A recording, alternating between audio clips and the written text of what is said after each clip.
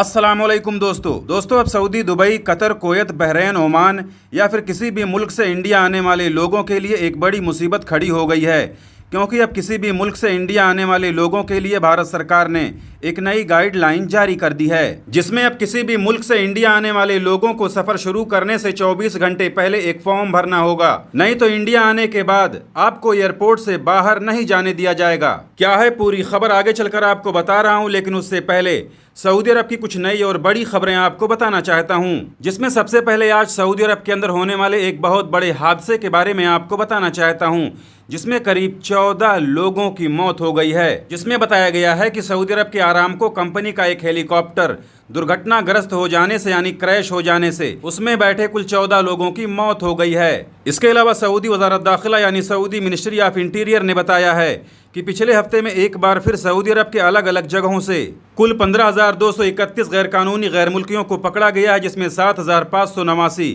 इकामा कानून की खिलाफ वर्जी करने वाले गैर मुल्की थे, यानी या तो इनके पास इकामा नहीं था या फिर अगर था तो एक्सपायर था। इसी तरह से 3,199 गैर मुल्कियों को लेबर यानी मेहना कानून की खिलाफ वर्जी करने के आरोप में गिरफ्तार किया गया है, यानी ये लोग अपने मेहने अपने प्रोफेशन से हटकर गैर कानूनी तरीके से दूसरा काम करते हुए पकड़े गए हैं। इसके अलावा इसी में 4,443 सऊदी अरब के बॉर्डर सिक्योरिटी का उल्लंघन करने वाले गैर मुल्कियों को पकड़ा गया है, यानी ऐसे गैर मुल्की जो बिना वीज़ा पासपोर्ट के सऊदी अरब में घुसने की कोशिश कर रहे थे या फिर सऊदी अरब से निकलने की कोशिश कर रहे थे। और इसी तरह गिरफ्तार किए जाने वाले गैर मुल्कियों में से पिछले हफ्ते में एक बार फिर 11,297 गैर मुल्कियों को उनके देश उनके मुल्क सऊदी अरब से ब्लैक लिस्ट करके उनके मुल्क डिपोर्ट कर दिया गया है। वहीं भारत सरकार ने दूसरे देशों से इंडिया आने वाले सभी यात्रियों के लिए एक नई गाइडलाइन जारी कर दी है, जिसे अभी आप स्क्रीन पर देख रहे होंगे, जिसमें कहा गया है कि दूसरे देशों से इंडिया का सफर करने वाले सभी यात्रियों को